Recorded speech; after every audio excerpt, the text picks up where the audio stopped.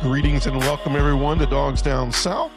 I'm your host, Ted Turner, and it is officially Georgia's day for SEC Media Day, and I'm super excited to bring you not every single word Kirby said, but every single thing that went on around Georgia's Media Day today. We're going to cover basically what Kirby said, and we're going to keep Raylan Wilson and Gunnar Stockton, as well as Drew Bobo, for a day later on this week or possibly next week for some added content. But there was so much to go over for Kirby Smart today. Man, SEC Media Days just kind of hits different, right? It kind of gives you the feeling that the season is right around the corner. If I looked at it last, I think actually we podcasted last night, and it was weird. We started before midnight and ended up after midnight. So I think we're around 46 days till Georgia opens the season. But SEC Media Days gets it really started. I was listening to Kirby this morning, and I can't lie, I was getting a little bit excited. I was, hearing Kirby, hear him answer questions, and we're going to listen to excerpts from Kirby's part of his press conference today and go over and break some of them down. But it just got it got the wheels turning, man. I can't tell you how excited I am about once we get through media days, then we get a little bit of break. And, when you look at how fall kind of works, for high school starts back for high school kids. And then very shortly after that, you start having high school football games. You start having, obviously fall camp, and then fall camp leads us right into opening week 0 of college football. And then there we are, and we're off to the races. I hope for myself and my friends and everybody listening from the Tampa area that we get some fall weather sooner rather than later. It has been a muggy, very hot Florida summer, and I'm not rushing by any means, but I always like looking forward to and greatly anticipating the fall, as well as pumpkin spice latte and cool weather. But let's hop right in. So obviously, big thing to talk about today. Kirby Smart took the podium, day 2 of SEC Media Days. If you don't already know, we finished up episode 108 hit last night. We finished up our SEC summer preview, and we finished up with Vanderbilt, Texas A&M, and then Ole Miss. I thought it would be fitting to finish with Ole Miss, being as though we finished our season last year with Ole Miss.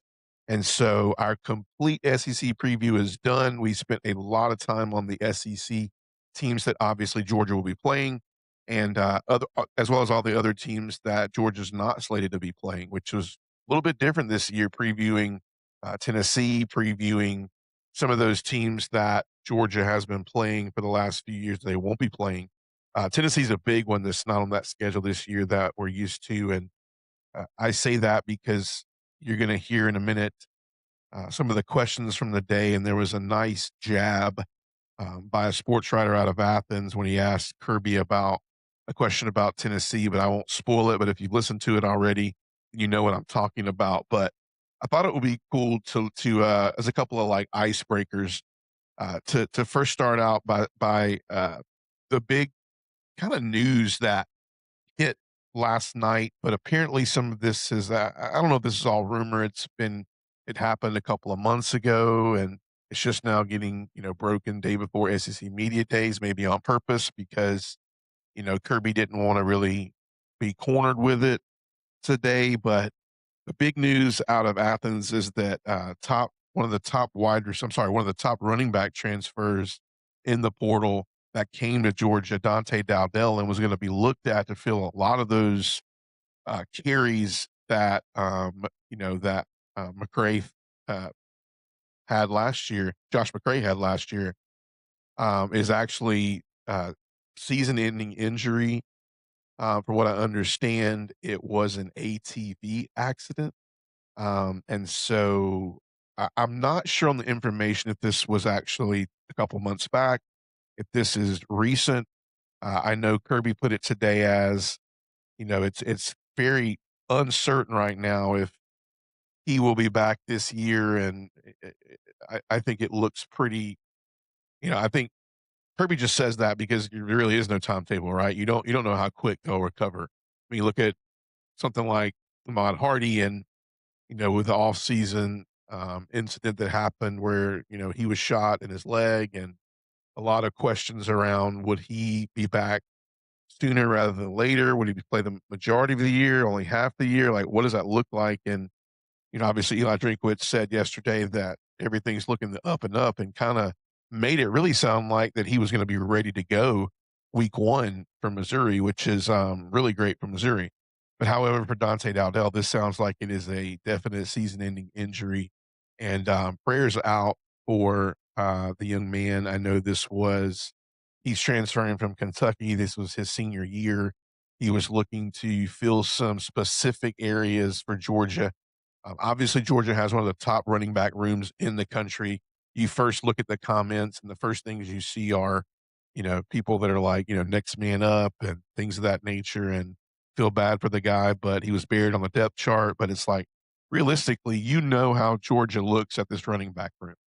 It's very much there's a 1-2, and then there's a Josh McCray type guy last year who filled a void in certain situations, and I do think you'll see Dwight Phillips filling a lot of those third down rolling responsibilities, kind of like a Cash Jones did last year. So even though you can look at the depth chart and go, how did he fit in the equation? And he wasn't going to see an immense amount of touches. You feel bad for the guy, and you look and you go, obviously we went out and got him, so he was going to fill a void in this area that was going to help us tremendously. And so, um, but now, our biggest thing is to pray for a good recovery for him. Hopefully, I've not heard any details about it. I mean, I really don't know what happened, whether he had broken leg, or just I don't know the extent of it, of what happened, but I do know it was bad enough to where he's out for the season. So, and it could have been something even as minor. I don't want to speculate. It could have been an ACL. It could have been something that was just, merely, uh, you know, just a stroke of luck. That's what we hope. I mean, initially, if it could be an injury that he can quickly heal from, um, be out this year, but encourage him in the future of what he wants to do in sports and football.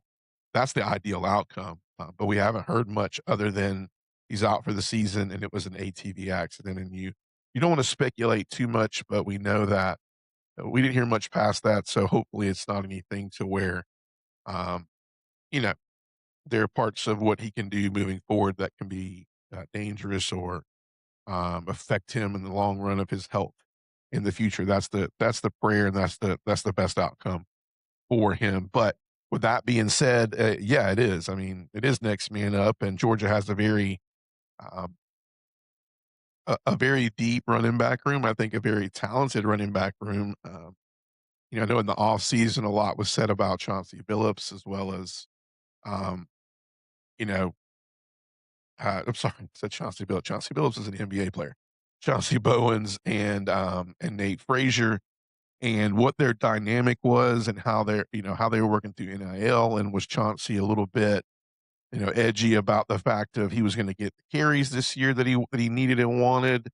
Um, but I also think a lot of the things that went on with Georgia in particular, and how their running back room was spun, and how their NIL was spun, was definitely something that was more media based rather than what was actually coming out of the camp at Georgia. But with that being said, it is a deep room, and yes, I mean, next man up. There's a lot of great players in that room.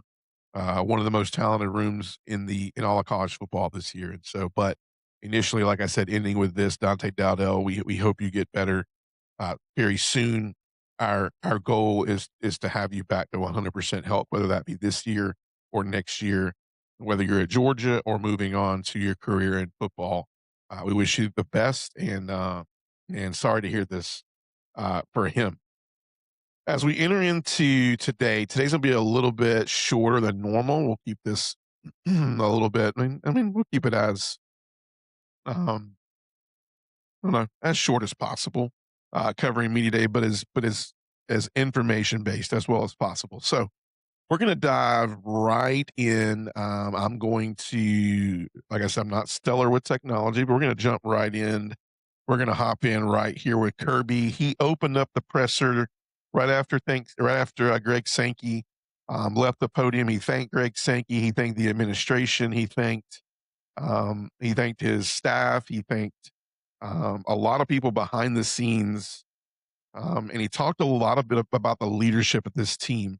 And he jumped out right out of the gut with he jumped right out of the game with the gates is what I'm trying to say.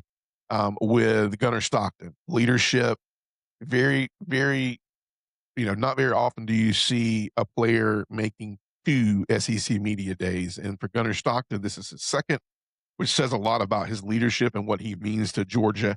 I thought it would be great to start right out of the gates with this clip.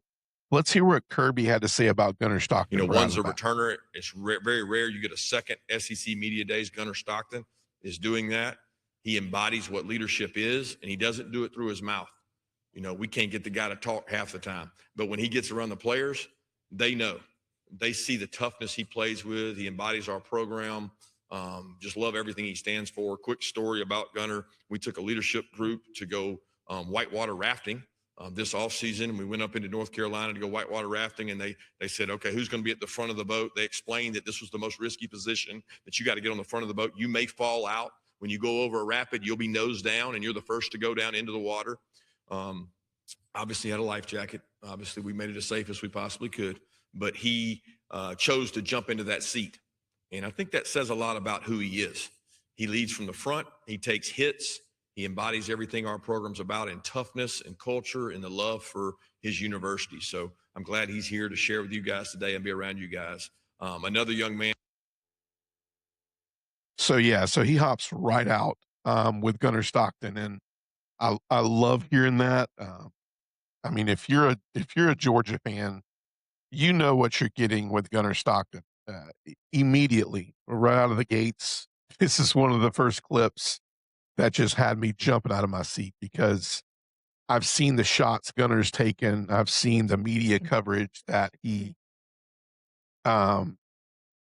doesn't get on a daily basis. It's pretty wild for me.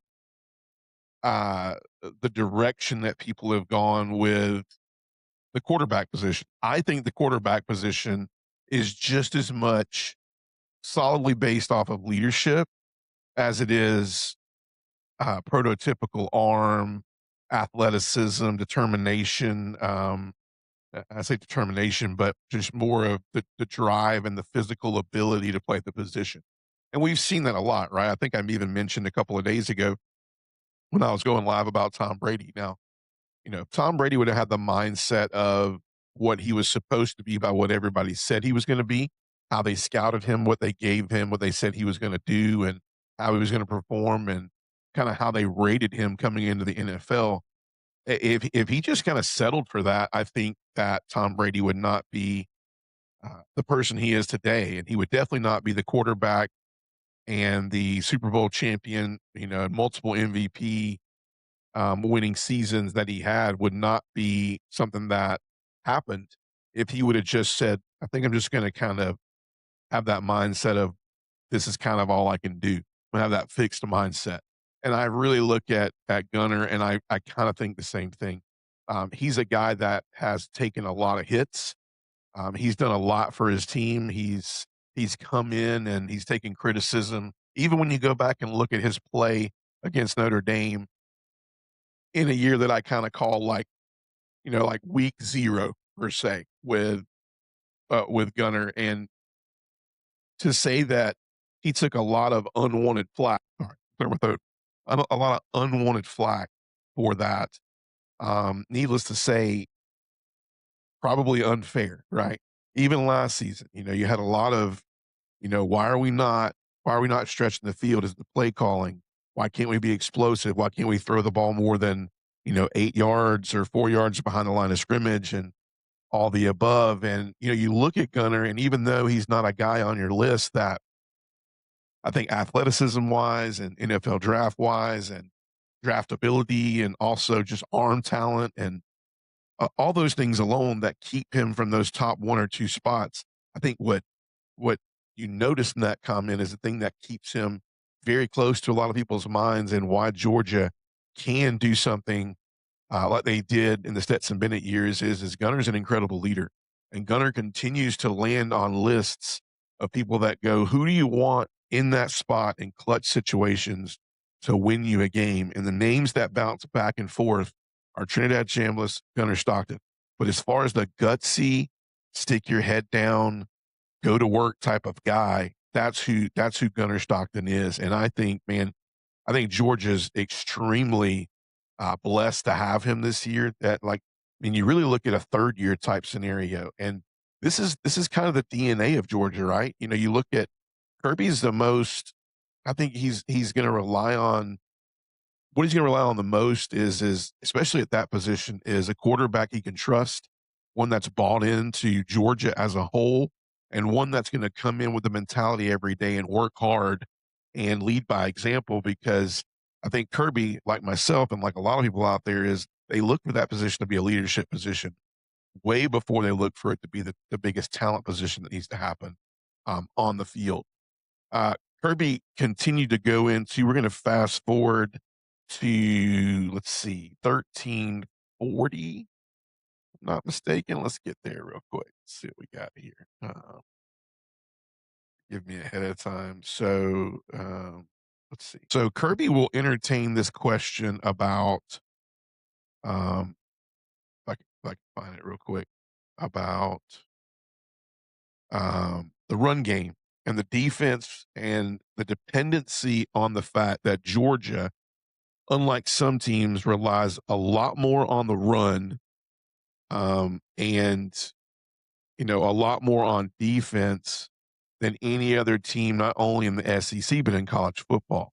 Very interesting question. I want you to hear what Kirby says about this. Then we're going to talk about it. Go in the section in front of me, right in the middle. Kirk, it's coming from your right. Kurt Bowles from the Houston Chronicle. Kirby, you talked about, wanting to talk about how to win. Are y'all a little bit of the exception or outlier in the way y'all stress the defense and more running game? It's such a passing game trend now in college football. Running back hadn't won the Heisman since Derrick Henry in 2015. Do you feel like in some ways you are an outlier against that trend? Those would be your words, not mine, because I like to think that we play good defense, we play good offense. Statistically, over the last 5 years, we've got the second most explosive plays in all of college football, and that's on offense. So, I think there's a misnomer probably because of the position I coach and my history and the defensive philosophy that it's like this. Oh, okay, we're just going to – no, we believe you have to run the ball. In the fourth quarter, there were probably 4 games last year that if we didn't run the ball for a first down and they knew we were going to run the ball because of the clock management, that you lose games or you give them another possession. And we're going to be – our identity is going to be physical. You can be physical in the pass game. You can be physical on the perimeter. We pride ourselves in those things as well. But I don't think that we're a anomaly or an exception. We just follow the rule of that you have to run the ball. You have to be able to run the ball in games. There's going to come a time where every team has to do that. Doesn't mean you can't be explosive, and we certainly need to be more explosive. But when you do a 5-year study, 4-year study, you look at the numbers, Georgia's been in the top 5 of all those categories. So I like to think that our success has come from both offense, defense, and special teams.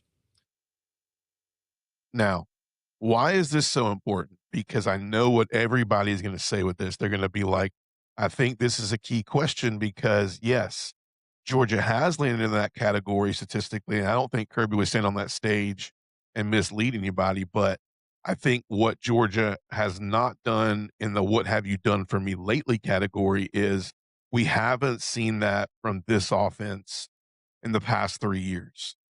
When you look back at what this offense was when Stetson Bennett was the quarterback, when you had Todd Monken as your offensive coordinator, I think they're looking and going, we get that, Kirby, but that was what we saw in those national championship years. But we've really yet to see that because he used the words explosive, and we've said it multiple times this year that Georgia has said they're going to have to be more explosive this year in the passing game to be successful.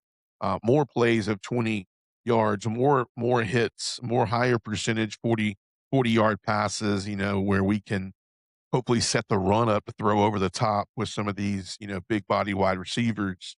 But I think what people are going to really kind of cling to in that question is, yeah, Kirby, I get that.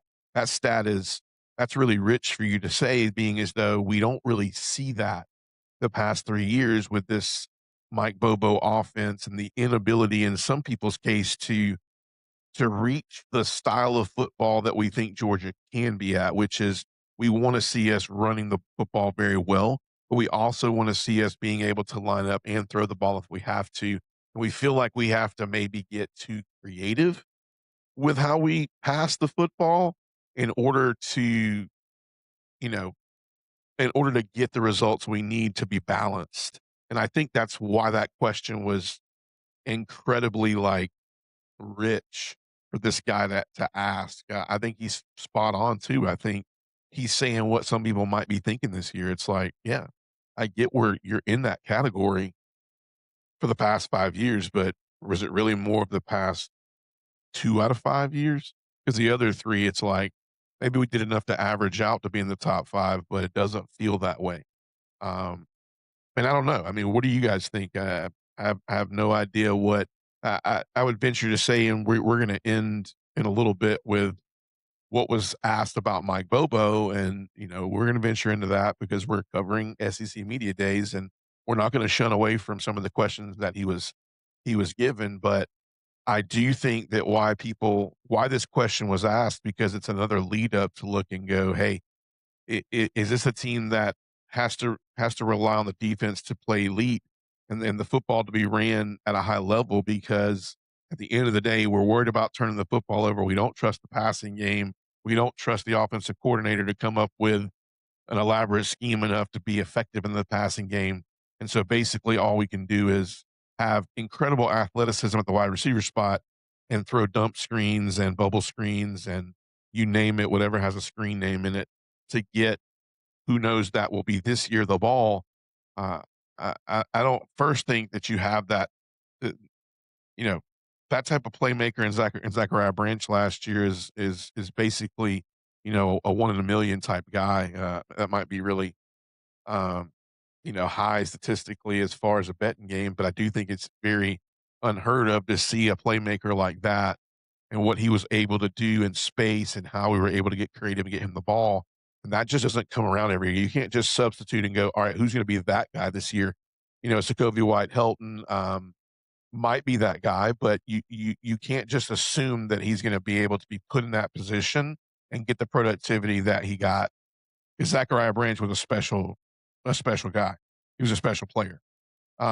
Moving ahead to not bog down too much, we're going to skip ahead to 1825. I'm giving you, man. There you go. That's what happens. We're not we're not a professional podcast, so we get what's called we get commercials. That's what we get here, and we are going to mute this real quick so we don't hear it. Finish this commercial out, and then we will skip ahead and turn this back up. We will skip to 1825, where we're going to cover. I'm sorry, no, 1648. Here's one we can stick at right here. This is a gentleman. A lot of let you hear this one. This is good. Let you roll this one right now.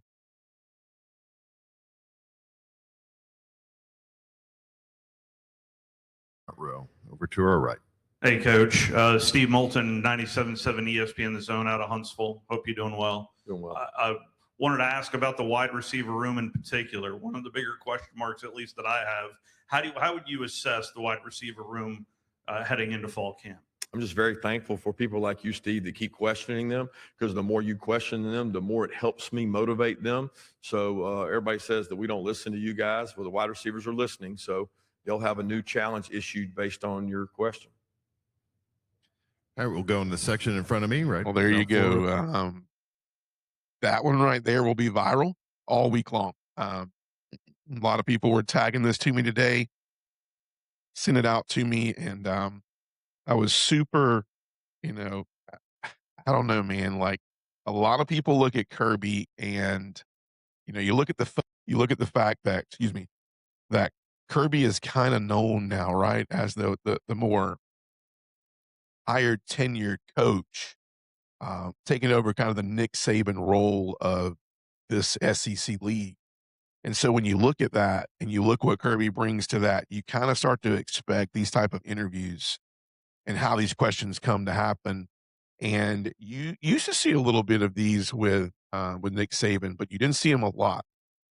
A lot of people are like, they feel like they're kind of scared to ask Kirby questions at these media days because you are going to get that, kind of Nick Saban straightforward answer. However, this is a very interesting comment because there's no secret that, you know, we've said this. If you look at every single Athlon Sports, every magazine that's covering preseason rankings and things of that nature, they said the same thing. They said, this wide receiver room is going to be very interesting. They didn't go out and they didn't find a guy in the portal. They didn't go after a big name. They didn't go after a Cam Coleman um, of that manner, or an Isaiah Horton, or when these guys were hitting the portal, Georgia wasn't in there, which says a lot about what do they feel like they have exactly what they need, especially with some of these guys in year 3 or 4, some of these guys in year 2 that should progress. I mean,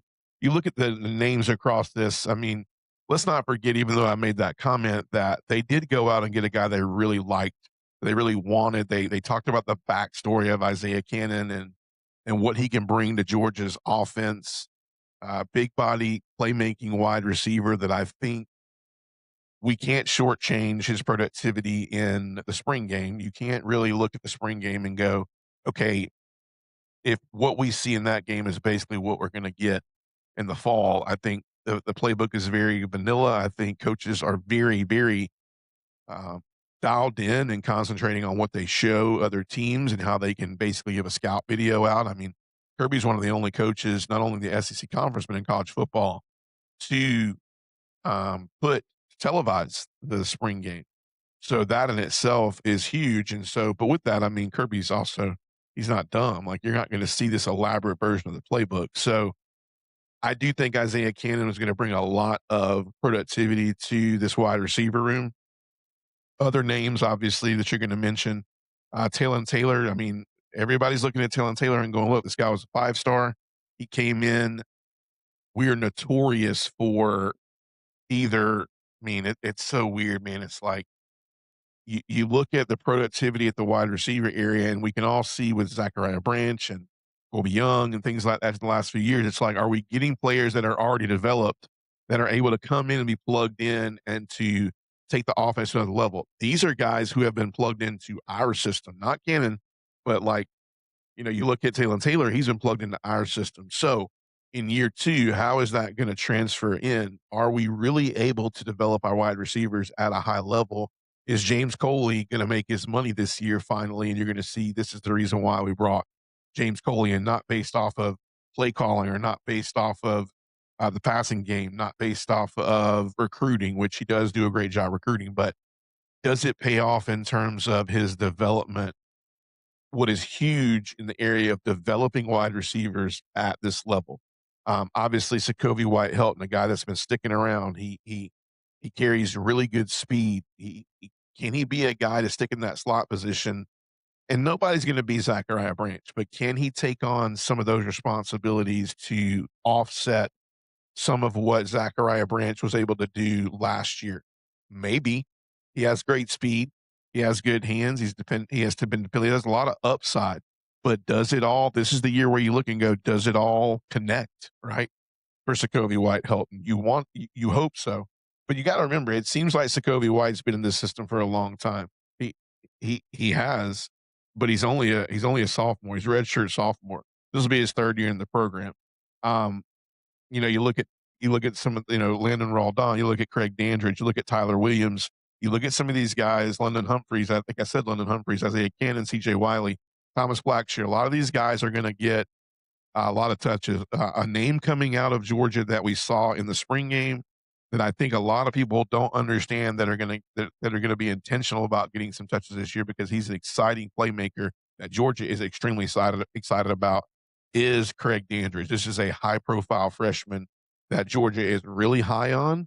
He's elusive, he's speedy, he's got good hands. He was a guy that a lot of the quarterbacks were really targeting, and that says a lot about a freshman when you get quarterbacks like Gunnar Stockton, Ryan Puglisi, who have been in the system, who are targeting this kid over and over and over. That seems to that says to me that they've created some relation with him and they trust him in some areas and they've seen some areas that he can make us better. Um, so with that being said, when you look at the names and you look at what you think we can do with these receivers on top of the tight end room, I think you're going to see Caden Prothro lining up in some very what I would call exotic formations that has him, you know, gives him the ability in the slot to take on some roles that are different, that are exotic, that are going to stretch defenses in certain ways. And I think this is a way to get him some touches early on in his career. He's a guy that in a tight end room that's very loaded, that has to find a way to get on the field because he's a 5-star guy that can make things happen. And he did it he did it in high school, and we want to make sure and get him touches and get him an opportunity to change the game in every way he possibly can. But with that being said, moving on. So there was let's move to 1825 here, where there was a question about Tennessee. This one will be going viral everywhere. Let's add this one and let's hear this comment right. Coach TJ French, WUOG Athens. Looking at that schedule there on your right, looks like there's no Tennessee, which I'm sure is extremely bizarre for you. Just what are your thoughts on not playing them? And does that kind of feel like it's one less win being taken away off the schedule? Yeah, you said that, not me. It's a tough place to play and tough team to play. I got a lot of respect for Josh and their staff. I mean, they're a tough prep. They're really hard to prepare for, and I'm glad other teams get an opportunity to do that because they get some new teams to play, and then we get some new teams to play. So very unique scheduling. Looking forward to the new format and the matchups that are created through the new format. Wow, right. Obviously, everybody knows Tennessee is not scheduled to play Georgia this year. First time in a while, right? And obviously, we know that Tennessee hasn't beat Georgia in a long time. I think the actual date is sometime that goes back into 2016. Don't quote me on that, but also this isn't just sidebar. This is an exact reason. I could have basically said we're live from 10 miles away from SEC Media Days in Tampa, but I didn't do that. We're coming live from my home tonight. But I am 10 minutes from where SEC Media Days is going on, and I still am putting it out there that I was I really was hoping to get some credentials for SEC Media Days. I didn't get it, but this guy apparently did. And if you go back and you can check out the YouTube video on this guy, if that's what can get into SEC Media Days, then my hope is I'm not far off. I'm going to get my call. I'm going to get my call soon because my hair might look a little bit better. I might have a better question.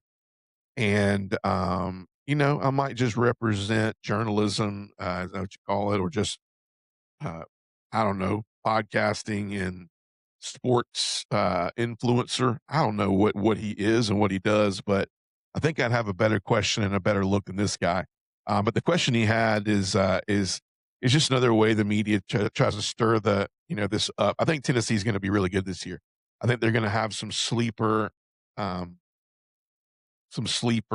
things go on with them. I think Faison Brandon, George McIntyre, whoever wins that battle, I think it's leaning a little bit more towards Faison Brandon, but I think they have an opportunity to be very good this year. It will be a freshman under center, no matter how you look at it. It's a Josh Heupel offense. He's always going to find a way to be really good. He's going to always find a way to score points. Jim Knowles takes his defense over.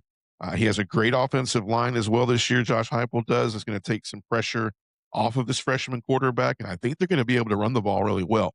So for Georgia, I would definitely say on top of the other, the Georgia-Auburn game, playing Oklahoma this year, playing Ole Miss again, Alabama again, Florida neutral. So I'm not saying we're ducking Tennessee, but it's another weird, especially in a 9-game SEC schedule, another weird look at the fact of just how loaded the SEC is. I think Tennessee's going to be really good, and I think Kirby did not take the bait. And he said a really good comment where he's like, Heupel's very hard to get prepared for. He's very hard to understand how he's going to attack your offense. And I think what makes Josh Heupel and Tennessee even more dangerous this year is the fact that they have a great offensive line. They're going to be able to run the football, and Jim Knowles is your defensive coordinator. And if he can make the right moves and the right changes and get this defense going the right direction, Tennessee could be a sleeper. But also, what should worry people is Tennessee could start to build on this, especially recruiting wise. And they have been no slouch in the portal nor the recruiting the recruiting rankings to where they can get back to being a team that is vying for a national championship every year. But although this looks like a rebuilding year, there's a lot of pieces of this team for Tennessee, not to spend too much time on them, that could say outside pick for college ball playoff, depending on how it falls. It is hard to play in Knoxville, man. And that's why Kirby said it very clearly. He said, that's your comment. That's not mine. But I will say that a lot of people look back and they remember the Tennessee game from last year. I think maybe a little less similar situation because, the quarterback wasn't a freshman. He was, he played numerous snaps in Division I, live football games and things of that nature. And Joey Aguilar, of course, but if he can come in and do that in a Josh Heupel offense, I see no reason why Faison Brandon or George McIntyre can't do the same. Pressing ahead, Mike Griffin, man, love what Mike Griffin does. Shout out Mike Griffin. Also asking Mike Griffin, there we are again, man. We don't get our we need YouTube. We need everybody to go follow and like so we can get our upage on our Prime YouTube subscription. Let's see. Let's get this shared over here real quick. And let's listen to what Mike Griffin had to say, which I thought was very interesting. I love Mike Griffin, love what he does, love how he reports on Georgia football. Super excited to bring to you what he had to say. Here we go. Quarters of the way back. Mike Griffith, Atlanta Journal-Constitution coach. You've won the last two SEC championship games, and yet there's a perception that maybe Georgia's not where it used to be because of the college football playoff. How do you put into perspective your conference success measured against how people are now evaluating college football based strictly on the playoffs? Yeah, I don't know that I can put that in perspective. I'll leave that to you guys. I think you forget that we also lost to an SEC team within the playoffs. So it's another tribute to the fact we won the SEC because we beat that team, and then we won the SEC championship, and then we turned around and lost to an SEC team that was a really good football team and obviously one of the top four teams in the country, especially at the end of the year with the way they were playing. So I don't get hung up a lot on just the finish. I like to look back and say, okay, what did we do well in those games, and what did we do poorly, and how do we improve on it? But that's no different than I do week 5, week 6, week 7. So I would love to see, and I don't make it as an excuse, but I would love to see the flow of the season go like a football, a week to week, maybe a bye week somewhere in there, but a continuous thing. No sport that I know of shuts down for 25 to 30 days between performances. And, we have not had our best performances when we needed them most. And I don't want to blame it on that. I would love to see the flow of a season be like, okay, which team is the strongest continually playing and going week to week? And we've got some opportunities to do that in the future. I hope we can get to that point. But the format we play with now is great. I have no problem. When it was a 2-team format, I was part of it. When it was 4-team, I was part of it. You can always argue the opposite, especially if it doesn't go your way. That's not who I am. Yeah, so I think you know exactly where he's going here. When you look at, when you go back and you look at last year and you look at how long we waited to play between the SEC championship and the Sugar Bowl, it's like you start to wonder, and we've seen in the past years, is that bye week really good for those bye week teams? Because I feel like those teams that had to go play a game, play a week, prepare, and just continue to go hop in, grind it out. Kirby's saying that, That's how Georgia's built. We're not built to sit there. We're built to continuously go. We're built for playing, at a pace where we're good with. We're week in and week out. We keep going. We keep motivated. It's hard to keep a team motivated for 25 days having practices, but also keep them healthy. Get creative on how you do things to keep culture going. To look at the team from the top down, but also in that whole time frame, you're also recruiting. You're also looking at transfer portal. You got people already transferring. You're not even you're trying to coach your team to a national championship while you're already in the middle of building your team of the future. It's hard. It's very hard. It is.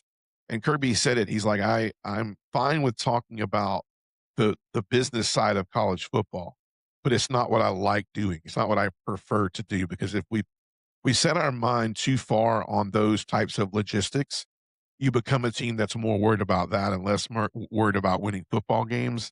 And it's very hard to get your team prepared mentally and physically to be off for that amount of days and to go win football games. And so I thought that was a really vital comment that he said. And Kirby's he said it over and over and over. He has no problem talking about NIL and you know where sports is going and things of that nature. But what he has been the most upfront about is that you're not thinking about the dynamic of all colleges across America, all college sports across America, and how it affects them, right?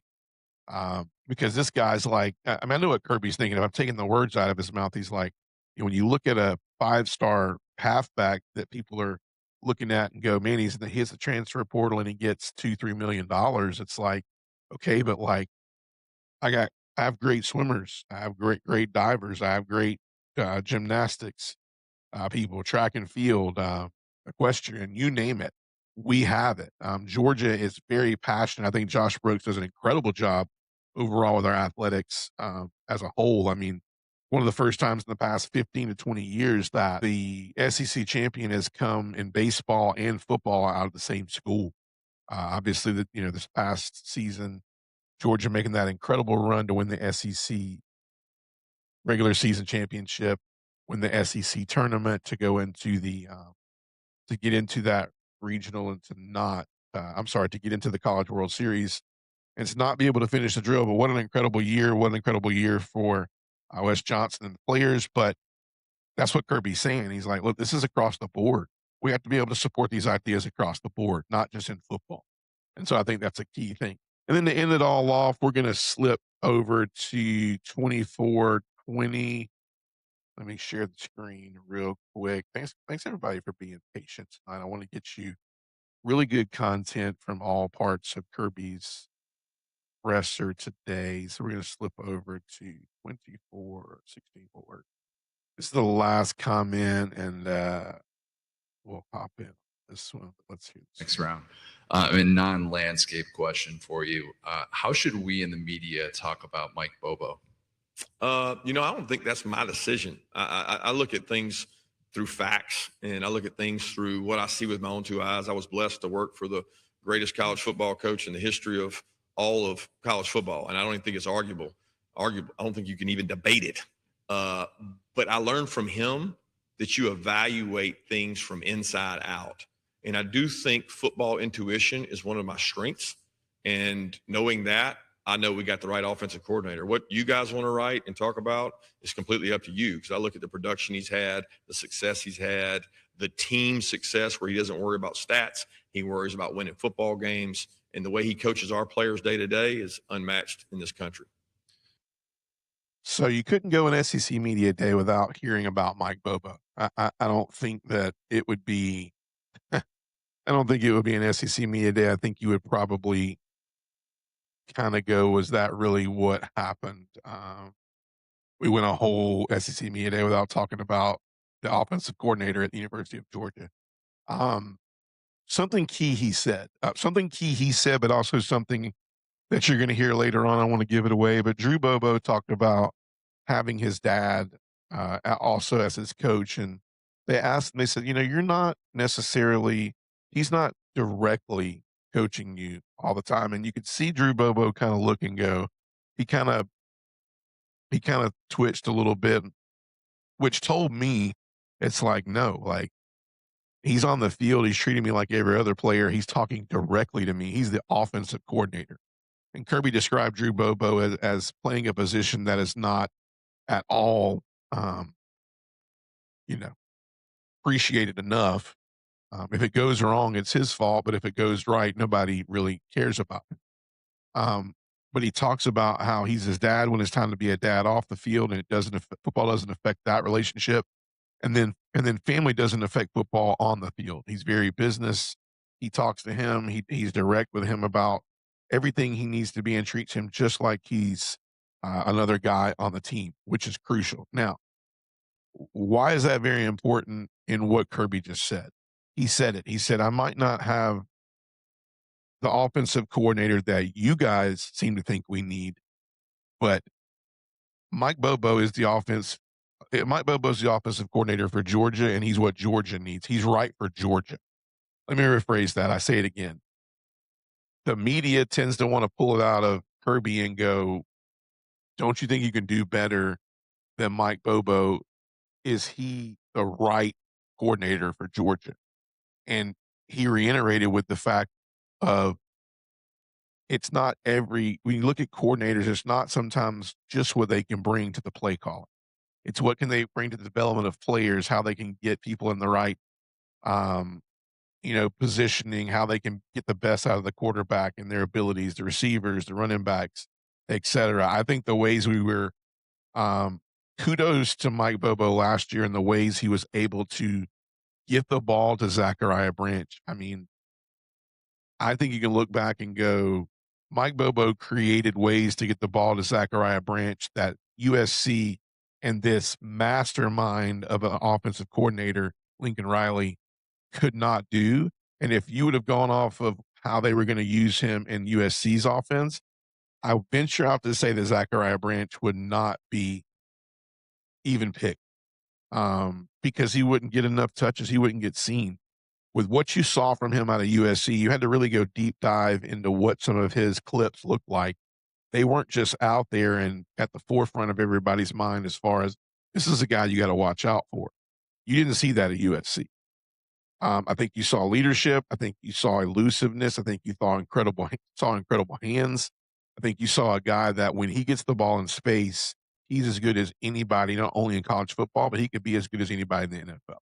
And so I think that's what he brings to the table. I think Mike Bobo, he's not going to always please you, and he's not going to always make you happy in the area of exotic play calling and, Will Stein, Oregon, and, Texas A&M throwing the ball around and all these teams that basically don't let the ball, Ole Miss, LSU, that don't let the ball touch the ground much.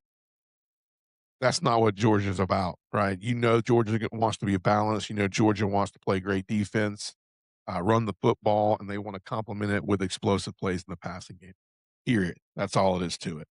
So as we close the night, too, a couple things that were said. I know I said I wasn't going to go as long tonight, but we're pressing into about an hour. But things were talked about in the leadership aspect. One of the teams they covered as far as the leadership was concerned was the OKC Thunder. They talked about a lot about trying to find these are my icebreakers. They talked a lot about like being like an unselfish leadership, worried more about everybody else is getting their goals.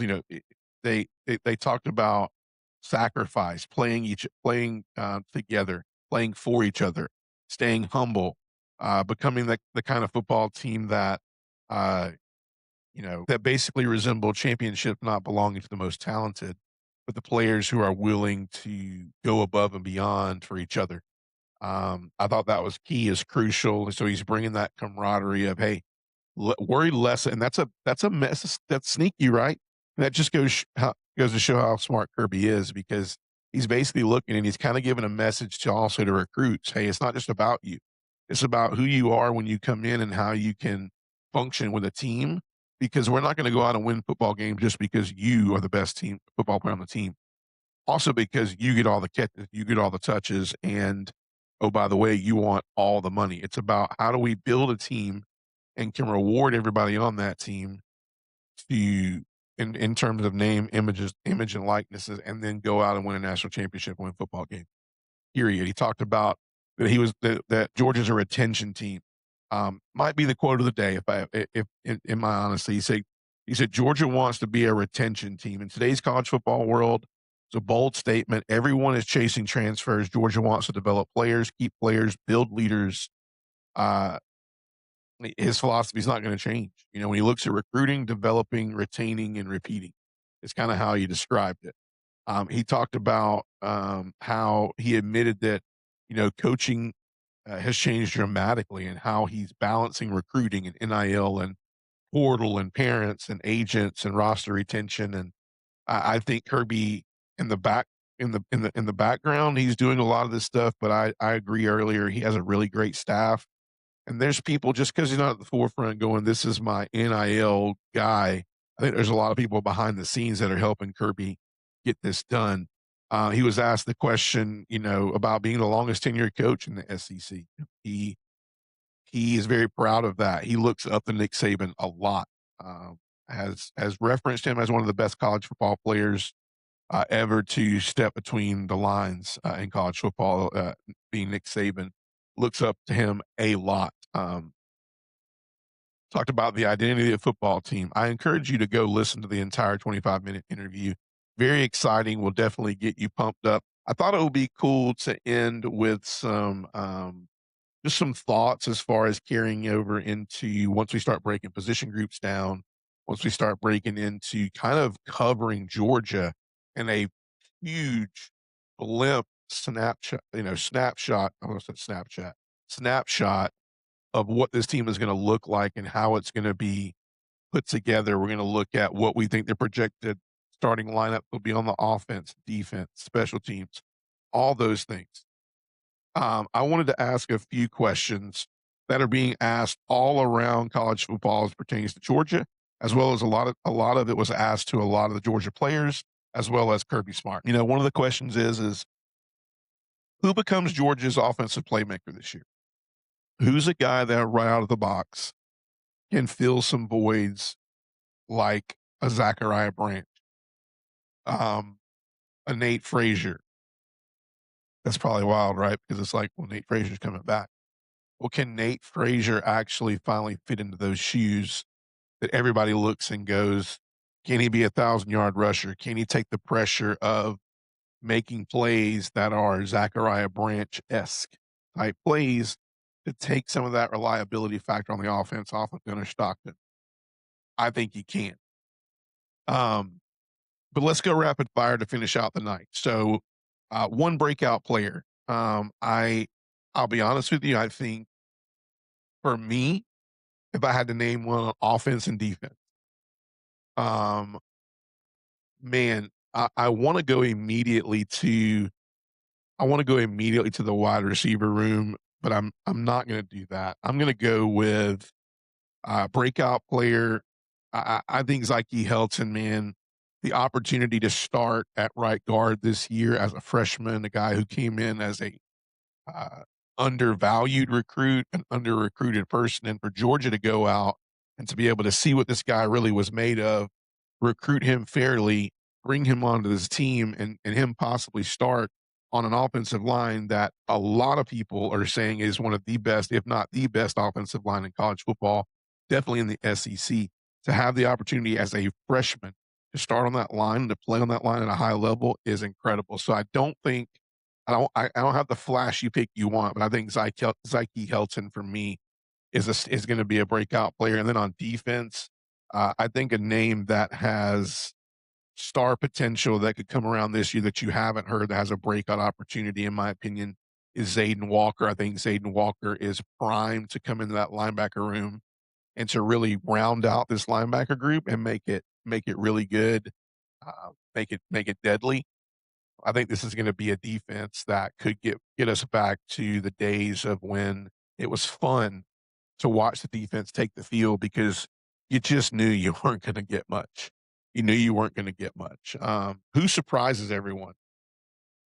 For me, I think when I think of surprises, I think this is where I think Talon Taylor comes into play. I think Talon Taylor is going to surprise some people. I think this receiver room is going to surprise some people. I think Isaiah Cannon could provide some, surprises, but I think that would only be because he's coming from another team and everything's going to be a surprise. I think a lot of people were surprised at Zachariah Branch. But if I had to call a name, it's Talon Taylor. I think he's going to surprise some people with his athleticism, his speed, and just his 5-star ability to shine through and finally go, hey, this is why Talon Taylor was recruited so highly at Georgia and brought in and retained, and to let know, hey, we're not looking for anybody in the portal because we believe in you guys. And on the defensive side of the ball, this was a tough one as well. But I think somebody who could really catch you off guard, in my humble opinion, um, man, this is a tough one, but I feel like there's some names you don't know. But if I had to just go, I really think Khalil Barnes is going to be somebody that Tyree Green was on this list as well. I think he's another freshman that it's like, I don't really know who this is, but man, Georgia speaks very highly of Tyree Green, and he could be a guy that sees a lot of snaps this year that everybody's like, who is this kid, right? Georgia loves this kid. He played running back. He played everywhere in high school. This could be a kid. So I'm a between Khalil Barnes, because nobody's seen Khalil Barnes and what he's going to add to this secondary that's already a really good secondary. Between him, I think, because you haven't seen a lot of Khalil Barnes, but the shocker would be Tyree Green, because I think you could see Tyree Green getting some major snaps um, very early on this season. Next one, will Georgia have a 1,000-yard receiver? I don't know. I think Georgia spreads the ball around so much, and I think when you look at receiving, you're going to see so many tight ends that have the opportunity to play this year, and I think you're going to see a lot of receivers this year. I can't confidently say I think you're going to see a 1,000-yard receiver. That's not how Georgia does things. Um, so I don't think you see a 1,000-yard receiver this year, but I do think you see a lot of naysayers get shut up real quick this year in how Georgia uses that receiver room as well as that tight end room. Uh, Next question: who leads the team in sacks? Man, I want to sit there and tell you, you know, that this was an easy one as well. I do think ideally you could look at, I mean, you could look at an Elijah Griffin and go, man, is this his year to shine in that area? You could look at a Chris Cole. You could look at a Raylan Wilson. You could look at a Justin Williams, as Aiden Walker. Ideally, a guy that's in the best position probably to do this, though, is going to be, um, in my opinion, I think it's going to be an Elijah Griffin, or it's going to be a Chris Cole. Um, One of those guys has, I mean, if those one of those guys are leading the team in an immense way, Georgia's gonna do really, really well this year. But I think you look at one of those guys as being a guy who totes the stat pad in there. Which freshman plays the biggest role this year? I think it's very evident that on the offensive side of the ball, somebody that, um, man, I mean, you kind of want to go back to Zyke Helton on this, but I say keep your eyes open for Caden Prothro and how they use him in that offense this year, especially lining up in the slot on defense. I think freshman wise, man, I'm high on Tyree Green, man. I'm high on Tyree Green, and I think he's going to shock some people. And I think you might see Tyree Green in this lineup as a game changer very quickly. Last one, what everybody wants to hear is, what are the outcome for the SEC? Does Georgia make the college football playoff? I think Georgia, biggest takeaway from all of this is Georgia is bound for a college football playoff appearance. I think this is going to be a year that is going to be very strong for Georgia. Uh, and this is kind of my last end all be all tonight, wrapping up media days for Georgia. Is This is a team that has leadership. Kirby mentioned it. It's the best leadership team. It's the best leadership he's had in a long time on a team. So he's very happy about where Gunner and Raylan and Drew and a lot of those guys that are stepping up is taking the team as far as their mentality and leadership. You see a Gunner Stockton who you just feel like you can bet on Gunner, man. He's such a gutsy guy. He's a guy everybody wants in clutch situations. He's tough. He leads by example. He's not going to be flashy off the field and talk a lot off the field. But when he's in the huddle and when he's around that team, everybody knows who the leader of that team is. So that's huge leadership on this team. I think the talent as far as the offensive line, the running back depth, the ability to run the football this year, I think that Mike Bobo will find ways to get these receivers and tight ends the ball. Maybe more so the tight ends to take some of the pressure off the wide receivers. I look for the run game to present some opportunities to take the top off the defense, which we haven't had in a long time. And I look at this defense to make it look fun again, to not make us hold our breath as far as the secondary, and to create explosive plays, to get sacks, and to be able to get quarterback hurries and make them, make dumb decisions so that defense can capitalize on it and put the offense in better scenarios. And I do think that all those things produce a college football playoff appearance and another appearance in the SEC championship. So I like the odds of that. So that's it. SEC Media Days for Georgia is a wrap. It's come to a close, and we are officially in go mode as far as we'll have a couple of weeks of breaking down Georgia, talking through some different position groups, and really breaking down what they bring to the table and what we can look for. And as we continue to talk about cover stories going into fall camp, it's going to be exciting. And then we're going to cover fall camp at a full go, and then we are into the season before you know it. So, anyways, that's a wrap from I'll say it, from 10 minutes outside of SEC and Media Days at Tampa, Florida. And I'm glad you guys joined. If you haven't already done so, I have to always plug this. Thank you so much for all of your participation and your follows and your likes. And man, YouTube is blowing up, and I appreciate all the likes and follows. If you're following us on YouTube, go like us, share the podcast, and tell everybody to go and support. We're happy to bring wholesome material and to you guys, and I enjoy doing that, as well as 24 hours later on Spotify, Apple Podcast. You can listen to episode 108 right now as we finish up our SEC preview. And if you really want to go back and do a crash course of the entire summer, you can go back around 102 through 108 and get our preview of all 15, besides Georgia, SEC teams in the league this year, and where we think they're going to be, and what they're bringing to the table, whether they play Georgia in the regular season or may meet them possibly in the SEC championship or playoffs.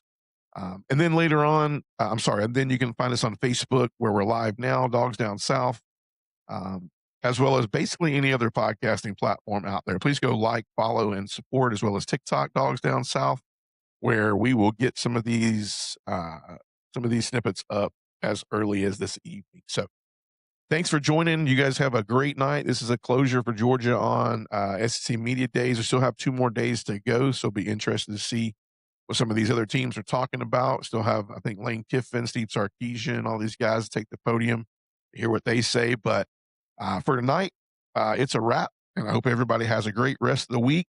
Look forward to seeing you next time. And as always on Dogs Down South, go Dogs.